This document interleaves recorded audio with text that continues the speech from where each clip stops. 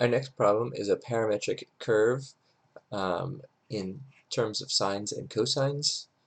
We can use the Pythagorean theorem to write sine squared plus cosine squared equals 1 and use the substitution that cosine of t equals x and sine of t equals y, giving us x squared plus y squared equals 1, the equation of the unit circle. Using t equals 0, we find that x equals 1 and y equals 0. Evaluating when t equals pi over 2, cosine of pi over 2 is 0, sine of pi over 2 is 1. So what we see is a circle starting at 1, 0 and rotating around counterclockwise.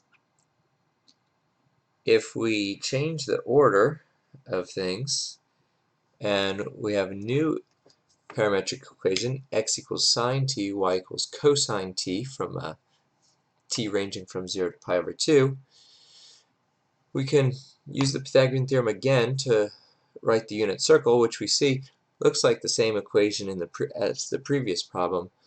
But in this problem, taking t equal to 0, the sine of 0 is 0, so x is 0.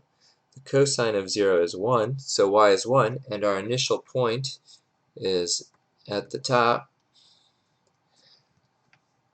Taking t to be pi over 2, the sine of pi over 2 is 1, the cosine of pi over 2 is 0, so now our second point that we plotted is here, and we're using the unit circle, but now we're rotating around in a clockwise direction with initial point 0, 1 and terminal point 0, 1.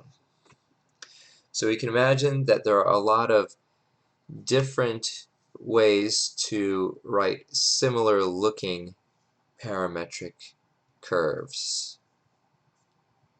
We have to be careful of our initial points, our terminal points, and the direction.